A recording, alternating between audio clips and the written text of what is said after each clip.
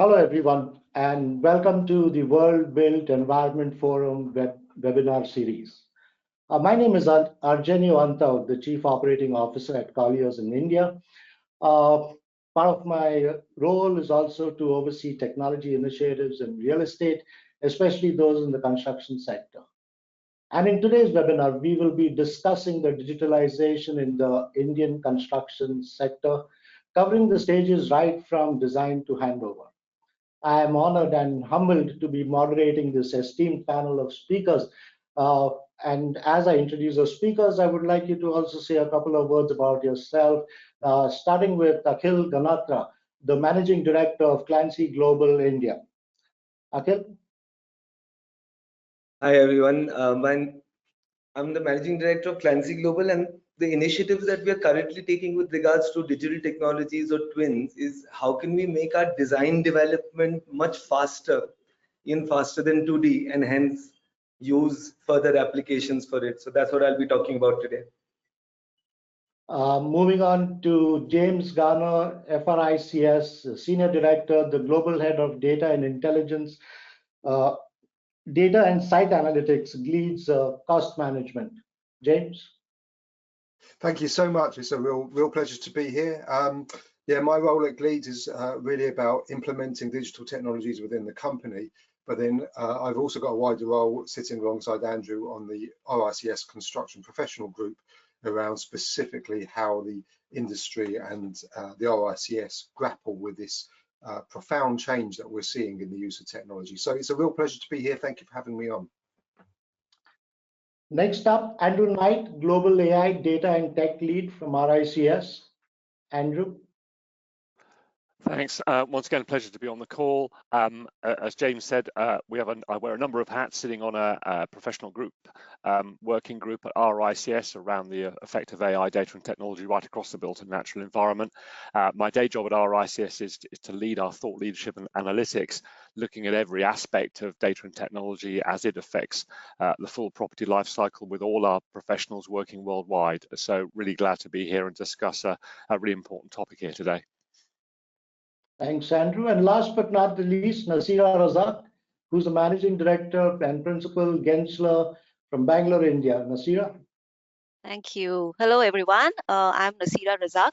I am the Managing Director for the Gensler Bangalore office. We are an architectural design firm, and I'm an architect by background. Super excited to be here and share my thoughts about, what the transformative role digital technology can play and is playing in the field of design and construction. And I'm, of course, also looking forward to hear more from my wonderful co-panelists. So thank you, RICS, for inviting me to be part of this very important discussion. Thanks, Nasira. While I request all the panelists to keep their cameras on, and before we can start this exciting discussion, a request to the audience. Do please submit your questions to our panel, as it really helps to bring this conversation to life.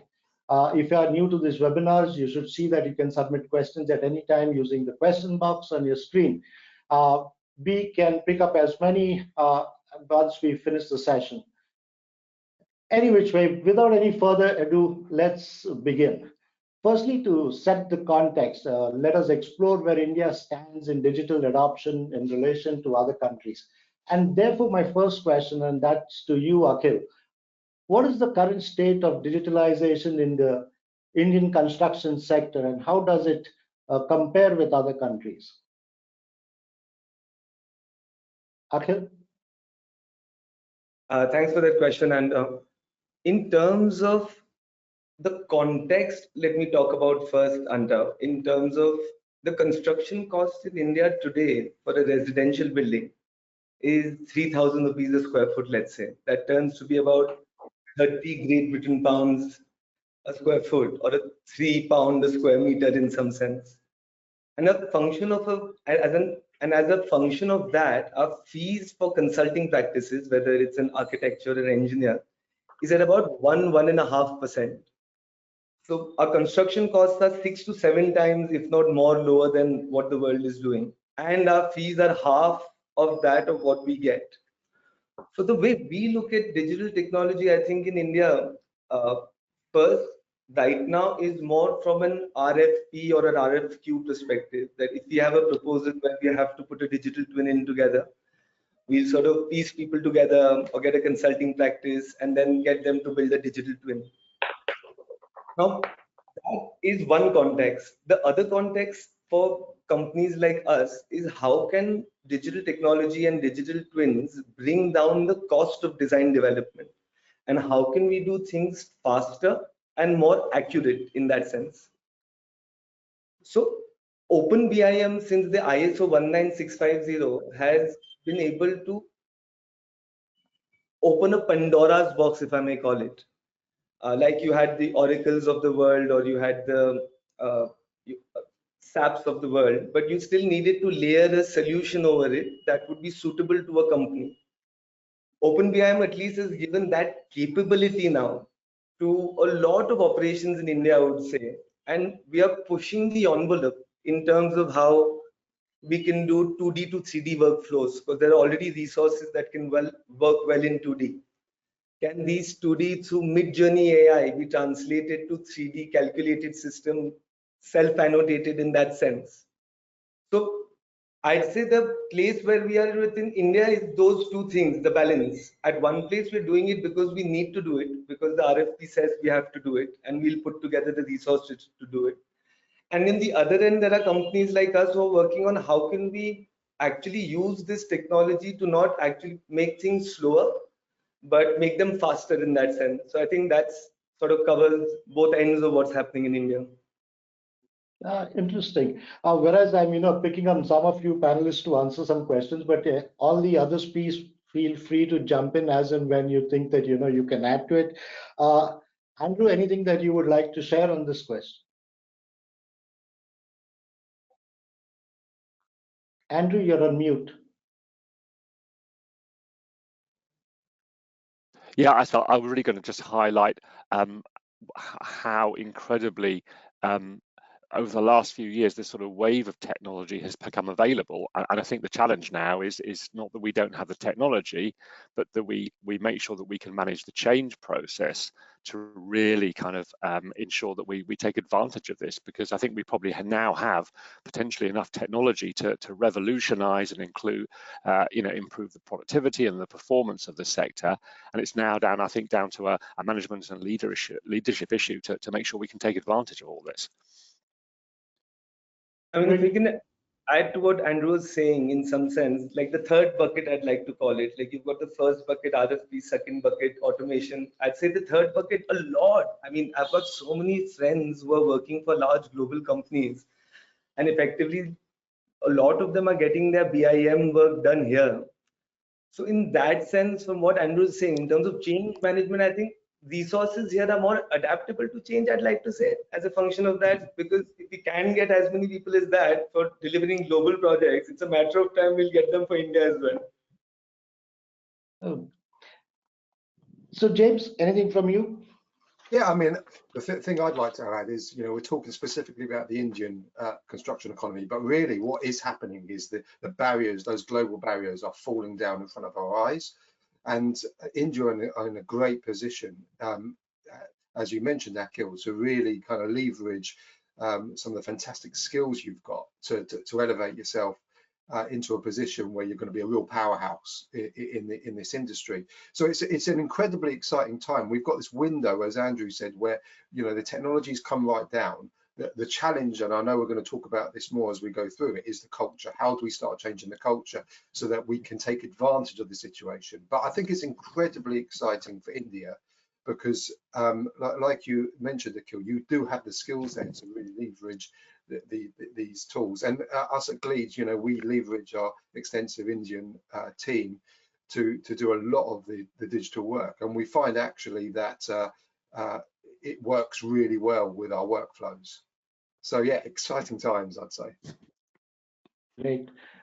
When we talk about digitalization in India, just to help for us to create, say, a benchmark with, what the rest of the world is doing.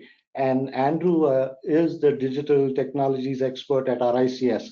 If you could provide, Andrew, some overview of the main digital technologies available globally from design to handover and how these technologies are actually being used during the whole construction process. That would be great.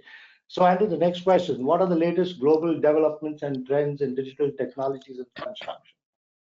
Yeah, thank you. Yeah, I mean, it's a very, very broad topic. There is so much technology available now in terms of what actually can be used. I mean, if I just go through almost quite a long list of the areas where I'm seeing firms right around the world looking at this in terms of how they can apply technology, we start with that most basic sort of data analytical area in terms of benchmarking and using data analytics to get a better sense of early cost analysis. You're then looking at, I'll just go through, all this long list. You're looking at some very clever connectivity on site in terms of bringing 4G and 5G onto physical construction sites, linking that to things like the Internet of Things and wearable technology to improve health and safety around the site.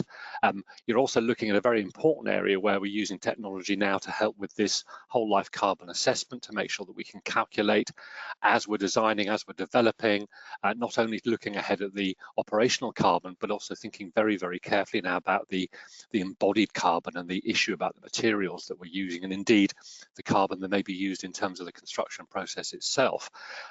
If we look at the world of BIM, obviously that's been talked about already in terms of 2D and 3D and those further dimensions, but we're beginning to see artificial intelligence being used to help in the quantity takeoff process, helping cost engineers and quantity surveyors in terms of how they can actually extract quantities. And I think it's worth making the point here that this is not replacing those skill sets, it's really augmenting and helping them, particularly with complex BIM models or 2D drawings, where it's helping them understand and interpret using AI to learn what those quantities could be and make adjustments, but still have that kind of human oversight.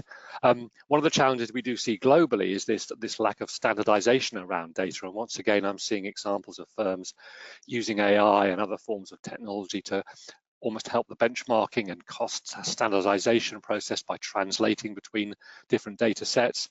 A particular application I've seen used in America and Europe is around on larger projects using machine learning to help with that scheduling and project management side, particularly with those larger projects where you also have those events taking place during the project where you have to constantly reschedule and optimize the order in which you do things. As James, I'm sure, can talk about, a lot of activity now helping in the kind of general project management side. And we shouldn't forget the huge amount of sort of paperwork, if I can use that phrase, and administration around the procurement and contract management and variation and final accounts, and how we're beginning to see technology really helping commercial managers with that managing of those various documents and decisions, and making sure we have a much better environment to manage those kinds of data.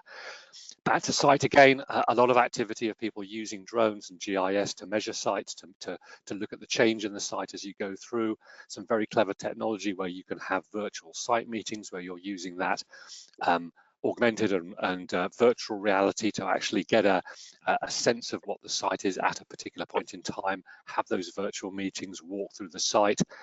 I've seen examples of where firms are using a lot of data capture to match what's being built against the BIM model to really make sure that you are creating the structure, the asset as designed. And clearly a lot of potential that in many economies we're seeing where we're getting that really good soft landing, as we call it in the UK, where we're making sure that that digital twin, that BIM model, becomes that operational BIM model as well, and that we move into the operational phase. And certainly seeing some activity as well in terms of robotics. Obviously we're all aware of the kind of 3D additive manufacturing, where we can not only create particular elements of a building, but in certain circumstances I've seen examples where people building a data center using that additive process. I think it was in Germany where literally there was about 3 people on site building not a very complex structure given the nature of a data center being effectively a box, but they were using that additive process with a relatively small number of people on site to produce that physical structure. So I think the challenge, once again, I think as I said in my introduction, is we have so much technology that's out there that's in various states of maturity. And I think one of the challenges maybe for the construction sector is how you assemble these technologies into a single tech stack, a single kind of coherent set of applications to work with all the various stakeholders over the life of the project. So I think there still remains this challenge of lots of great technology, but how do we integrate it? How do we make it work together? And I think as we'll talk about, how do we deal with that kind of cultural change management piece? Thanks for that. But really speaking, you spoke a lot about AI, ML, and the moment you said AI in cost management, James, maybe you can add something over that. Yeah, well, I mean, you see that huge list there, and it's actually the combination of all these things. But the common theme running through pretty much all of them is data, right? And what we've been really bad at in the industry is utilizing our data properly. And I think what I'm seeing is a trend towards people realizing that for all of these technologies to work to their full capability, we need to find a way of making sure the data is uniform. So that's starting to creep into the consciousness, and there hasn't been it's not like you wake up one day and the industry's changed. What's happened is, over the course of the last few years, it's generally starting to creep into the consciousness. Like if you look at an RFP now compared to an RFP from maybe 2 or 3 years ago, it's totally different. Everything in an RFP, as well as sustainability, is around digitization. And the thing that's changed that is what you just mentioned, is this realization that artificial intelligence with Gen AI specifically, and the chat GPTs of this world, has woken up something in people, a kind of consciousness. Not that Gen AI or chat GPT is the only AI, but I think it's made people understand that this technology is real, and it's going to really sort of fundamentally change how we go about our work. So the thing I'm really excited about is the next stages on the Gen AI journey. So both Microsoft and Google have outlined their plan towards what they're calling AGI, which is artificial general intelligence. Obviously, we're quite away from that, but they've broken it down into stages. If they say we're at stage 1 now with the likes of ChatGPT, stage 2, which is not very far away at all, is kind of PhD level reasoning. So we're very soon going to be in the place where we've got artificial intelligence that can interpret a lot of the data that comes out of that huge list that Andrew's put up there and make sense of it. And then the next stage after that is we start thinking about agents or autonomous agents. So it's going to be the next sort of 3, 4, 5 years are going to be incredibly exciting. And I think data wraps up everything that you've put there, Andrew. Like, we need to, as an industry, get better at utilizing our data. So it's the perfect opportunity to do that. Great. We were supposed to take questions at the end of the session, but there's one very interesting question that has just come up, and I think maybe, I'll put it to the two of you because you've been talking about data. And this question is from Pragya. So it's what she asked is in forensic analysis, we deal with a lot of raw data. From that chunk of correspondence and MPRs, we need to mine the delay events and related info. I wonder if any specific technology for that is available. Yeah, I mean, if I take that, I mean, that's a classic kind of AI machine learning probably type activity. I think it's not so much that there might be a specific application that's been developed for that, but the general principles of developing a machine learning program to look at a particular problem on a particular data set, I think is now widely available. And I think it's an opportunity for the sector to make sure that they really do embrace this technology. That there can be a danger that we want to keep this technology at arm's length, if I can use that phrase, but it's really critical if we work with data scientists to build these kind of AI systems, that we share our domain knowledge of really what the data means, what we want to achieve from any kind of analytics and machine learning. So I think this is a great example where, yes, you could apply some very well understood principles of a machine learning approach here to analyze that data set and look for trends, make predictions. But critically, back to this point about data, the people on this call are the construction experts. They know the domain, they know what this data means in terms of the context, and it's important to work with data scientists and say, yes, let's build some machine learning to interpret this data, but let's help you understand the context. James, what would you say to that? No, I agree with that. I mean, it's around how can we harness the data, and the problem in the industry has been we accumulate literally thousands of pages of data throughout the life of a project, and then that all goes up pretty much in smoke at the end. And that's because it's just it's just been too difficult to try and categorize things from PDFs, handwritten documents, etc., into a place.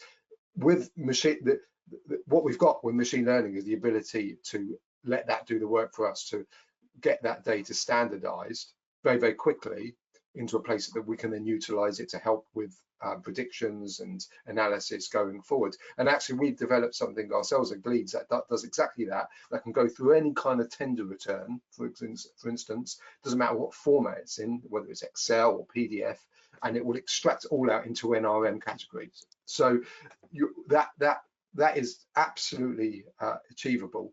And I think that's the kind of direction we need to go in. Let's utilize this technology so we're not having to do what you said in this question, which is, you know, trying to wade through loads of raw data, that it should be there for you immediately, like it is in other industries. There's no reason why we can't get to that place.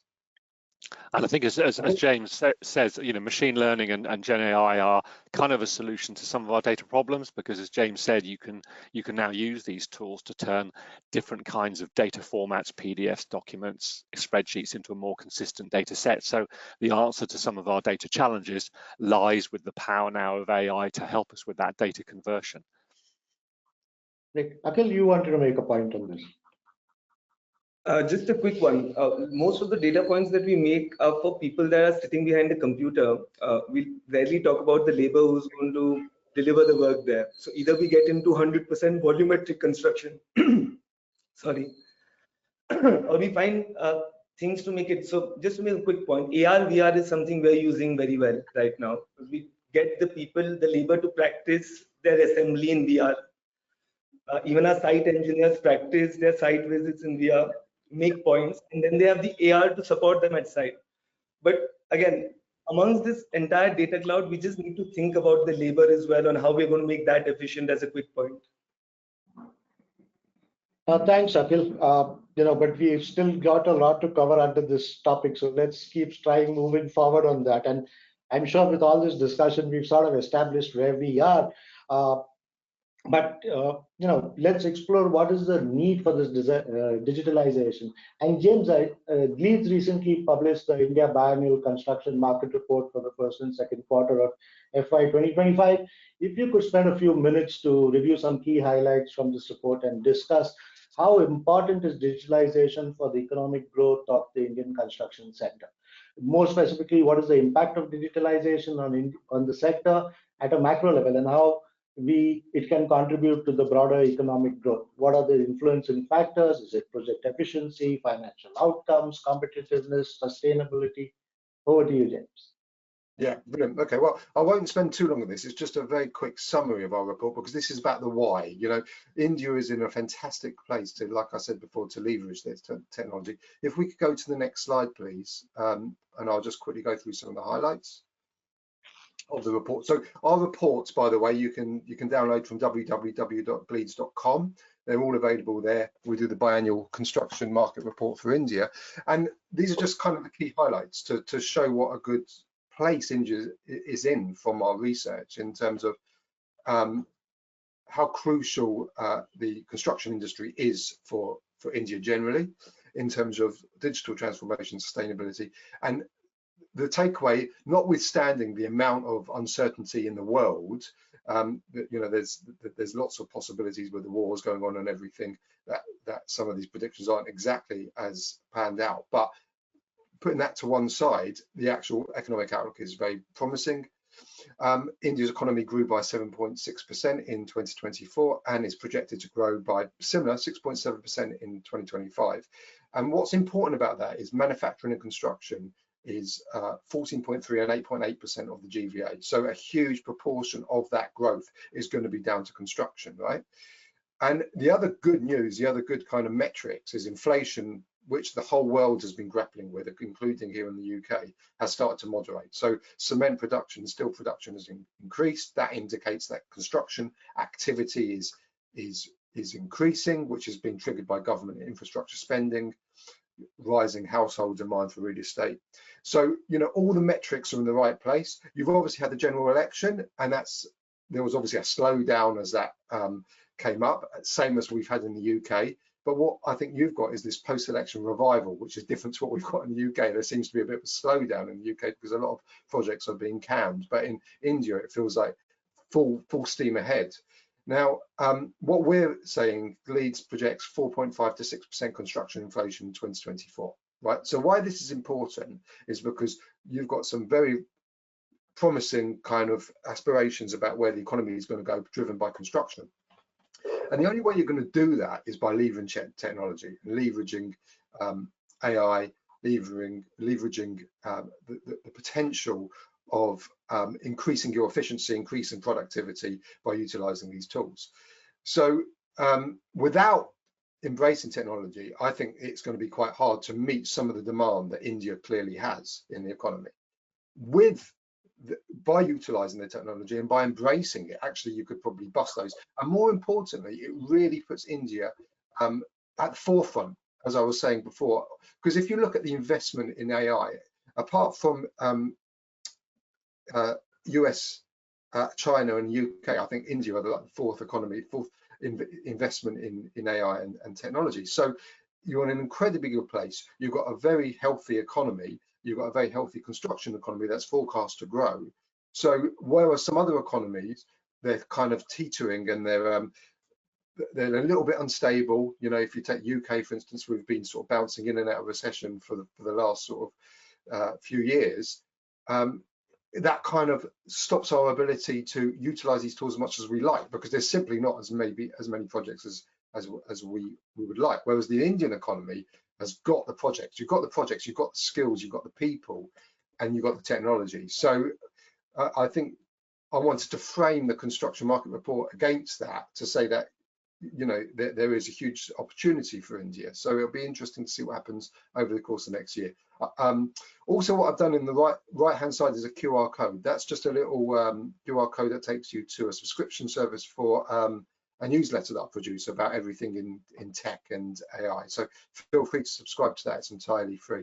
But I hope that gives everyone just a little flavor of the outcomes of our report. But do log into the website if you want to get the full report. It's available for free. I think, yes, you know, whenever there are numbers, it always puts more meat and puts everything much more in perspective.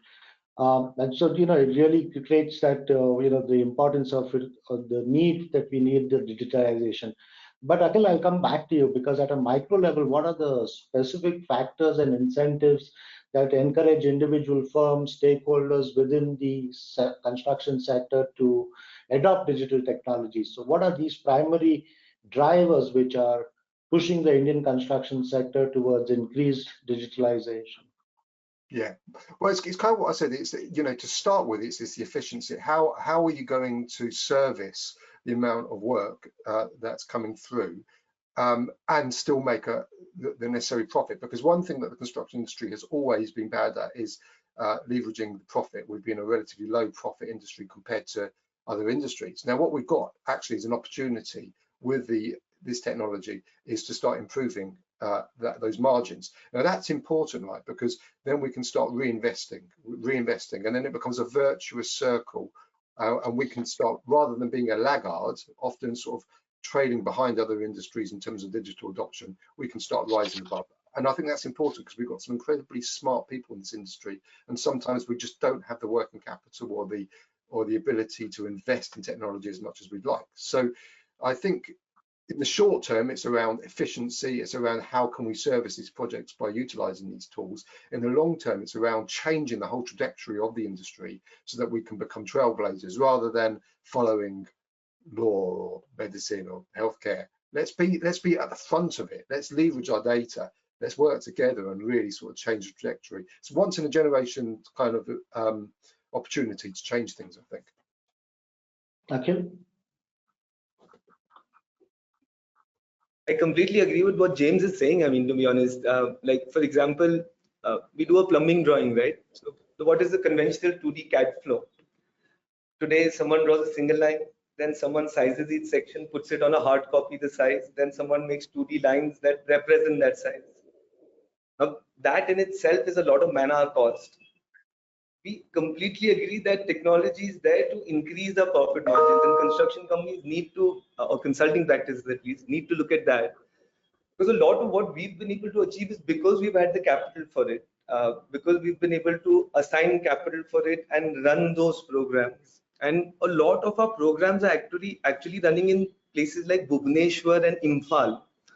Because one good thing you get over there is a sincere engineer who doesn't have that many opportunities, and they will learn everything. So like construction has thrived on fragmentation, right? The electrical guy knows what the electrical should do, the HVAC guy knows what they do. The guys we are training in Bhubaneswar, if they take a residential, they'll do everything from interior finishes to MEP.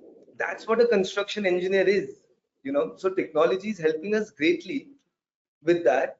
One, of course, increase our profit margin. Second, not having these guys go to site as many times. Now, you know, it's like Counter-Strike for them. They can go through a site in VR so quickly, leave their comments, and so the problem really, I would say, is what Nasira started the conversation with, if I may, that the older generation, if I'm the engineers who've been there for more than a decade, they are the guys who are not adapting to this and almost thinking that they're losing control by letting the younger guys build something more efficiently for them. So the change management really is with the culture for the mid and the senior management, not just at the change at a promoter level, because I don't think putting in the money in technology is any company's concern today. Everyone wants to put money in technology and see what's the best they can do out of it. But the change management of people who've been there, sort of let go. That you played Counter-Strike better than me, you built this model better than me as well. So that'd be my take to it. Thanks, Akhil. Thanks, James. It's time for me to get Nasira into the conversation. All the gentlemen have been dominating so far. Nasira, especially to you, especially because you have an overall perspective from design to handover. How are digital technologies being used in design to handover phases of construction, and both not only in India but also globally? Yeah, thanks for that question. And I'll start by saying, design technology and design, it will not show its impact unless you treat it as an integral part of your process. It does not have to be treated as an add-on. I think that's when you see the difference. So at Gensler, for example, our platform for design is Revit, which along with BIM becomes the backbone of our design process. So from initial concept stage to detailed construction drawings, Revit, sort of ensures that all aspect of design is planned and coordinated. So, one of the biggest advantage Revit is it becomes a very cohesive platform from concept design to construction drawings. And what happens is at Revit, you also have a lot of plugins. So you have Enscape that can help, bring about 3D views and rendering. So essentially, bottom line is you're not using multiple software at various stages of the project. I remember when I was, in the initial years of my career, we would draft an AutoCAD, then Photoshop would be used for rendering, and then 3ds Max for, your views and stuff. So what will happen is, and what used to happen is, the chances of errors or details getting missed out, all of that would happen because none of these softwares would speak to each other. So what Revit does is, the huge advantage is that the entire thing is one platform and you're able to sort of collaborate with BIM 360, for example. I remember when COVID had hit and we had ongoing projects, it became so seamless for us because of the fact that everything was on BIM 360. We could have 10 people work and collaborate together on that one model, and it really helped us, makes our life much easier. Our deadlines were met just because we were able to take advantage of this technology. And another key aspect to Revit, it really aids data extraction.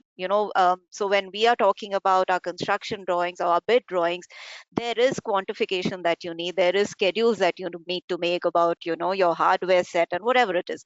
So Revit becomes a very, very convenient tool for us to extract that info very quickly, which initially used to be done manually. So there's a lot of time efficiency that comes into play. Another plugin I think Akhil spoke about is the VR part of it, right? So we've used VR in a lot of our design process, starting from conceptual design, where we can invite the client and he's able to sort of experience the space volumetrically.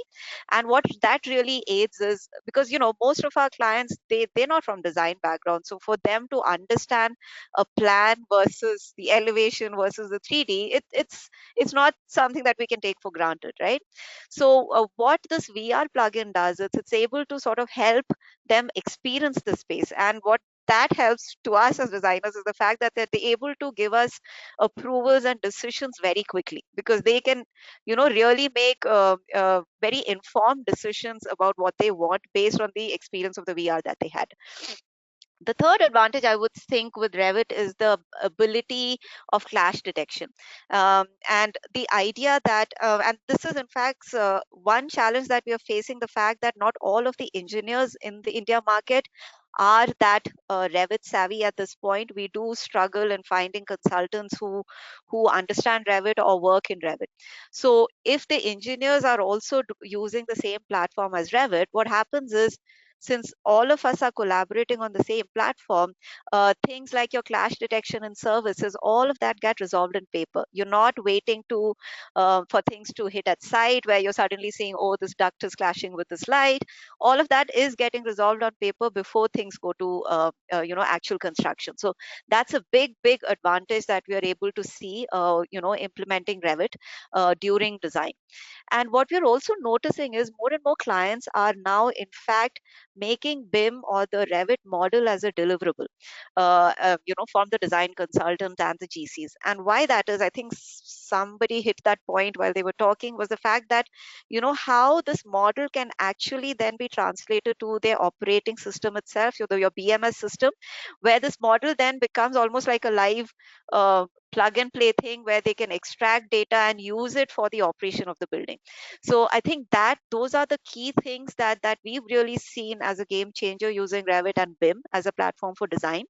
Now, when things hit construction, we also have tools like your open space and Metaport, and like Akhil was saying, the fact that now we can use this technology and we don't need to be at site to sort of see the progress, and it really immensely helped, especially during COVID, because our designers couldn't go to site, but they were able to see the progress of the construction week by week, give their comments. The report gets extracted within minutes. You can really just pinpoint which angle of the photograph you need. The photo is there and you can put your markups there and send it out. So I think the idea of how do you use technology to your advantage, it needs to become a seamless part of your process rather than like an added layer.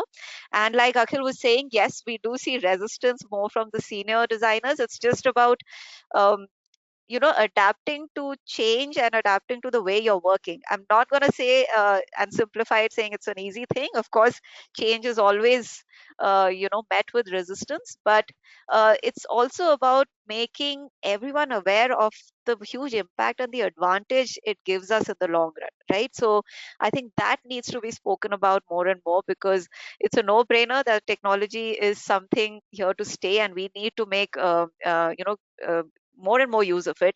I am also going to say that, I never see technology going to replace humans. That's never going to happen. But the idea of how do you use technology to your advantage so that you can actually spend time doing things that excite you and you're passionate about, and leave the mundane things to the technology to do. So I think that's my take on it. Hey, thanks, Nasira. Thanks for sharing how you are using it in the India perspective. We've also got within Colliers our own build to suit where we can monitor sites very remotely. But anyway, try to get a perspective that this is what's happening in India. Andrew and James, maybe I'll come back to you on what's the take, how's it being used in construction in UK, in the Europe? Yeah, from my perspective, I think what I see is probably a very mixed picture. I think somebody mentioned earlier in this discussion how fragmented this whole sector is because of the shape of it in terms of the participants. And I think what I see is a real spectrum of some people really using technology in incredibly innovative and powerful ways, but that not necessarily being spread around in a more equal way. And I think I'd probably like to go back to something I think that James talked about, the sort of the fact that as a sector we don't have that historical culture of research and development, with obviously quite constricted margins in many projects. There hasn't been that history of developing the sector as a whole, and I think that's a mindset that will need to change. But what I see is a very mixed picture. I see some great examples of people using almost every piece of technology that you can imagine, and really having a huge impact on projects. And then at the other extreme, and it's probably something that we haven't talked about so far, is the role of the project sponsors, the developers, who I think also have a role to play here in terms of encouraging their supply chain to use technology, understanding that when they issue their RFPs, that they should actually be, mandating BIM, because we still have, if we look globally, a very uneven take-up of BIM. And particularly in some developed economies like the US, we don't necessarily see a level of BIM adoption as we perhaps see in the UK, for example. And once again, that varies across Europe. So I think rather disappointingly, it's a very uneven take-up. Lots of people doing some very exciting, very innovative things, but still a lot of resistance to change and a lot of people who aren't changing their ways at the moment. Yeah. James, would you like to add from your perspective? I broadly agree with that. It is a mixed picture, but I think there's a difference between, so as Andrew said, every client is starting to ask for this stuff now, and it's going in the RFPs. Now there's a difference between the people who are paying it lip service, so they're saying they're doing it, but they're not really doing it, and the people who are really doing it. And I think the problem in the industry is we're not very good, as Andrew said, at innovating. We like to, because unfortunately with a lot of these technologies, you have to go through a cycle, and sometimes you have to fail fast and move on to the next technology. And we're never very good at that because we see that as failure. But actually in the tech industry or other industries, they embrace that. They embrace the fact that you can try something and then fail, and that's not a failure. That's just a learning, as part of the learning curve. I think we've got to get better at that, at allowing people to experiment with tools, experiment with solutions, and come back and say that doesn't work for us, and that's fine, and move on to the next thing. There's almost like a mandate that if you're going to do something and you're investing time or money in it, it has to work, otherwise you failed. And we've got to change that mindset. I think you made it, Andrew, it's a mindset thing the industry has to start changing, and I think RICS doing things like this is exactly what we should be doing, just broadening the horizons. So yeah, mixed picture. Yeah, but coming back, and coming back to Nasira, right? So we definitely know the benefits. You talked about clash detection, etc., and there are a lot of benefits of it. So, but what are the challenges that we have? Why cannot we adopt the digital technologies, the way that we are supposed to in construction in India? Nasira? Yeah, so I think I'm just gonna say what I just said, right? As a design firm, one of the biggest challenge that I see is, most of our senior talent, they have been in the industry for a while now. They are used to a certain form of working. It's just like any other technology, Antaul, when it was a mobile phone, a smartphone versus, just a usual phone. We see that difference in our parents and how they use their mobile and how they're struggling with it. I think it's a similar thing where while the senior designers are the guys who are sort of mentoring this young lot, but we also see that there's a lot of learning that they can do the other way around, where we see the youngsters far more nimble in adapting themselves to new technology. So I think there needs to be some sort of a give and take relationship that needs to happen, because my biggest struggle as leading a design firm is this idea of making the seniors sort of have this change in the way they're working, and sort of including technology as part of their design process itself. So I see as a designer, that is my biggest challenge. Then I also don't think it's about cost or investment. Like somebody said, people are all gung-ho about investing in the right technology, but it's also about using, or what is the return of investment they are getting. So if not everyone is using the technology, then it's futile, right? So I think the challenge here is to sort of educate them more and more, and encourage in whatever way the idea of clients asking more for BIM. It sort of nudges and pushes you to sort of change the way of working, because that is becoming an expectation. The other idea was also to sort of, like somebody was mentioning, not everyone is at the same level in the market here. Like there are some engineers who are very quickly adopting to Revit, but there are still other engineers who are still working in CAD. So when platforms are not speaking to each other, then it becomes a problem as well. So if a design team is using everything in BIM, but then end of the day we are exporting them to CAD and giving it to the engineers. It sort of then defeats the purpose of having this cohesive platform. So I'm very hopeful. Things are changing very much. We are seeing more and more industries and firms using technologies, but I think these two would be my biggest challenges that we see as designers. Great. I like the way you talked about the technology changing from generation to generation, Yes. and then you started going from AutoCAD to Revit. Yes. Unfortunately, I come from the generation when we were still moving from the T-Square and Mini Drafter to AutoCAD. Yes. So it's been a Yeah. real digital transformation. Yeah. But apart Yeah. from these challenges that we have, right, and coming to you, Akhil, the adoption of the digital technologies will transform job roles, skill requirements, training needs. And in India, this shift will present both opportunities and challenges. On one hand, digitalization can enhance the productivity, efficiency, and safety, but it also necessitates a workforce that is adapting new technologies. So what do you think is going to be the impact of digitalization on jobs,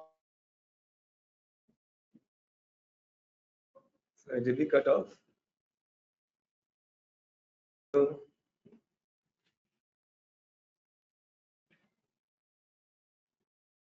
skills, and training within the Indian construction sector, and how it is going, how is it affecting adoption of technology? Sorry, I might be blipping a little So bit. till I get Akhil, maybe I'm blipping a little bit. Can you all hear me? there is a lag. Yeah, now we can. Okay, great. I'm just testing once again. 1, 2, 3 test. Did you hear all the 1, 2, 3s?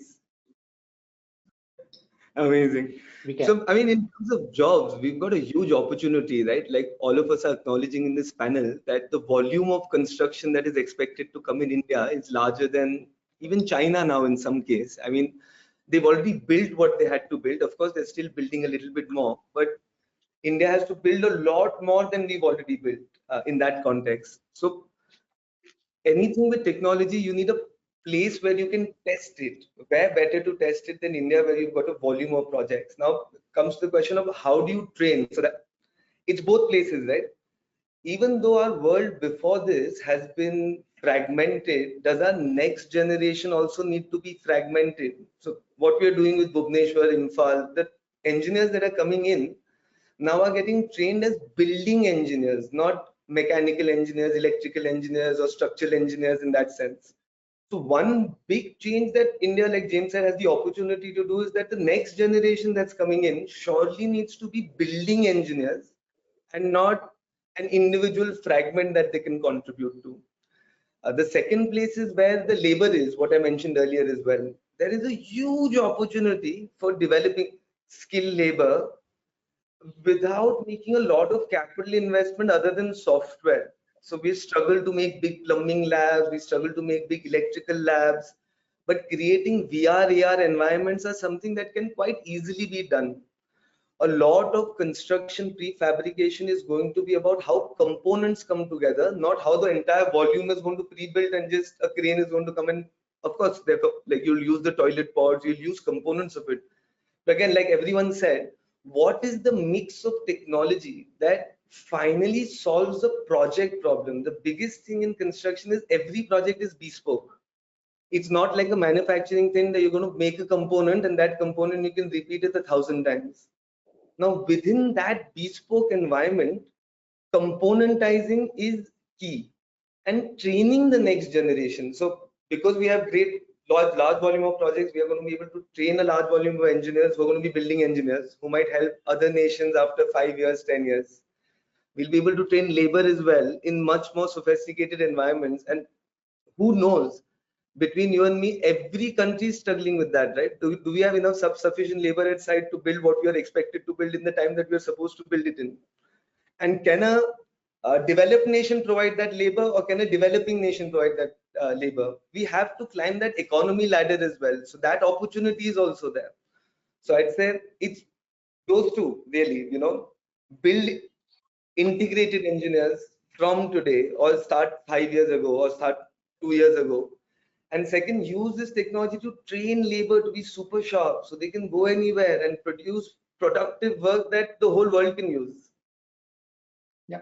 I'll just add one thing here to what Akhil said. I think the biggest advantage India has is, the mean average age of an Indian right now is 28. So just imagine the young population that we have here, who are like right here to take this to the next, to the next level. So I think as we are a very aspirational country at this point, so it's really on us to sort of tap into that resource pool and take us to the next level. So yeah. Then just last one, we are getting AC offices to train labor in. We are getting AC offices to train site engineers in. It couldn't have been any more luxurious than this, is all I can say. You know what I'm saying? We've spent 10 years on site just trying to figure what's going where.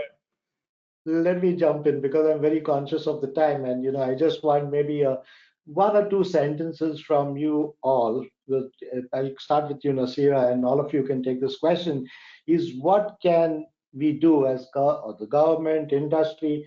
How can they help in accelerating the adoption of digitalization in the construction sector? Keep it very brief. I also want to take some questions from the audience. No, absolutely. I'll keep Nasira. it very simple. I think it's just about walking the talk. If you are somebody who is advocating technology, make sure that you are using that to the T within the work realm that you are in. Education becomes a big component, making people aware of the advantage this will bring into your life and the work that you're doing. I think those are the two key things that I would think that's are going to be the key game changers here. Andrew, I'm going ahead on as I see you on the screen. Yeah, I think it's been mentioned before to some extent, but obviously, the educational part is the key, and I think India has a tremendous opportunity there with such a young workforce, as you've said. I think one comment I would make is that it is about, and I think James mentioned this sense of experimenting or piloting and using technology. And I appreciate that we always want to see a return on investment, but I think if you take a particular part of the process and look at technology and say, yeah, we think we have a solution there where technology can make it better, do that, learn from that. There may have been some issues, it may not be totally successful, but do these step-by-step adoptions of technology and build within the organization this acceptance that technology can help, can innovate, but do it a step at a time. Because if you try and kind of digitize your whole process, the whole operation, it's going to be very challenging. But start small, just keep changing, doing different things, and just using technology on almost a small scale sometime to address a particular issue, show that you get a return on investment, and then move on to the next issue that you can use technology on. James? Yeah, so I mean, I agree with that. I think data literacy is so important, making sure that the governments are doing all they can to make sure the people coming through the workforce are data literate. It's going to be more important than ever. And especially in India with such a young workforce, that's a huge opportunity. The other thing I would mention is, and I touched on it before, we're starting to break down these silos. We're talking about the Indian economy, but really it's going to become more and more global economy. So we need to make sure that anything that we're putting in place has a global reach, and that any kind of regulations are joined up. We've got, as I said, this once in a generation opportunity to break down some of these silos and make sure that we are, not having to have conversations about the difference between India or America and India or the UK, and working all together, because then we can all leverage each other's experiences. We are going to be a much more of a global economy. So those are the two things I would mention. And Akhil, quick one from you. I mean, it was for the government, so I'd say India has given us UPI, India has given us Digi Yatra. If they can give some magic like that in Open BIM as well, whoo! Hey, thanks for that. Let me open it for the questions. We've got a couple of interesting questions. So let me, and any one of you can put your hand up to take it. But there's a question from Anbu. The Indian construction industry is highly fragmented, and with many small and medium-sized enterprises operating in different regions, the fragmentation leads to varied levels of digital adoption and inconsistent use of technology across the industry. How do we address this? Okay, whose hand is up? I can quickly. Sure. I mean, Yes, I think surely a good lesson from this is that with what Andrew and James are saying, it's not only the Indian industry that's fragmented, even all industry across the world are fragmented. So I mean, I was amused by that this morning, or the last conversation we had as well. So I think it's exchanging of notes amongst each other. It's not, the fragmentation is a solution that even Andrew and James can have. It's not an Indian problem. That's all I wanted to say. okay. And I would add to that, Thank- you know, Yeah. we do have the opportunity with what's going on to break down some of those fragmentations. So my worry is that with all these things, there's opportunities and risks, right? So the risk is that we become even more fragmented, or that we start handing off lots of our abilities to software providers. But the opportunity, if we do this right, is the digitalization can break down some of those fragmentations. So that's what I would like to see. That's what I'm hopeful for. Great. There are still a couple of questions from Jonala Gadda as well as from Priya regarding the main challenges. I thought we addressed it in some form, but if someone can give a 1, 2, 3, 4 on the main challenges for adoption of digital technologies. I think Nasira, you had quite a bit that you were talking about. No, I can just issues. quickly summarize maybe. I think the biggest one is this resistance to change or adopting new ways of working. This idea of within a workspace you are tackling multi-generational demographic. So how do you sort of inculcate this nature of learning and upskilling yourself within this community that you have, so it can be around basically educating everyone about the impact it can have in the ways that you're working. I think one thing that I didn't touch upon or somebody did is also, how in your colleges and curriculum, this is getting integrated. And I'm not just talking about design school, but across your engineering fraternity and the other colleges, so that when the student is coming to the market, he's already equipped with all of these tools, because we also see that being in various levels depending on which college they come from. So some kind of standardization on the curriculum itself, where the government can then sort of help investing in certain colleges to ensure that they are getting all of this information and knowledge at par with anybody else. I think that's going to be a huge game changer as well. Yep, any more hands? I would say there's the obvious ones like cost and culture change. There's also something around sort of bias as well, I think, where going back to what we were talking about, senior people particularly not wanting to have their authority challenged in the way that, oh, I've done this for 40 years, therefore my gut instinct is sacrosanct, rather than allowing the data and data-driven decisions. So people are resistant. I guess it goes with a cultural change on this era. It's people are resistant to that, I think, and in the senior positions, because they feel somehow their internal experience that they built up is more powerful than anything else. And we've got to challenge those notions. It should be a combination to experience plus digital technology is the best combination in my mind. Like I said, every project is bespoke, right? So it also comes down to which consultant within or which stakeholder within that bespoke project or promoter really pushed it through. So, I mean, everyone who's on this panel, I can vouch for, is any project that they get, they're pushing it from the end to end that they can see. But does every project team have a sort of hero like that? You sort of need a hero of this technology in every project, and sort of say that we'll build it. I think that could be a key. Yep. I think Thanks, one final.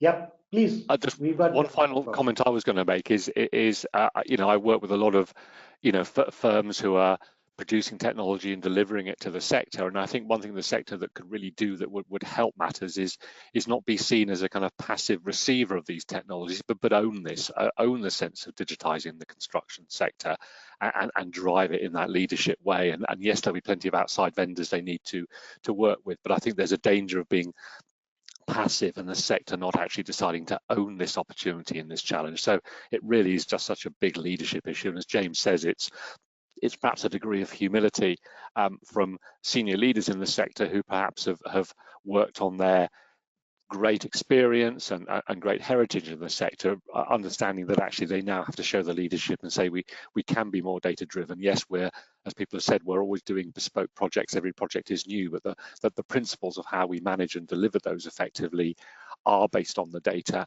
and we have a huge opportunity to own this development, own this digitization, and work with external vendors when it's relevant. But let's own it. Let's take ownership of this issue. So I guess we are right on the dot. So, I'm sorry, we won't be able to take any more questions, but I thank this panel for their wonderful insights. As a moderator, I'm supposed to summarize, but the topic is so vast, I require the additional hour for that. So thank you so much for your valuable insights, and just reminding the audience that we will be publishing a recording and written summary of the webinar online. Do please feel free to share those with your professional networks. Take a moment to share what you thought of today's session by completing the online poll. We have further slides on the upcoming events within the RICS. So one is on 5th. Yeah, we have the ESG risk resilience, adaptation, and real estate on various dates on 4th September, on 18th September, 2nd October, 9th October. Please, keep a watch out for all these events that are happening. And we also have a sustainability that's coming up on, when is that? On 5th December 2024. I think that's also a topic that's going to be of interest of a lot of you to the audience. With that, thank you all. Thank you one and all.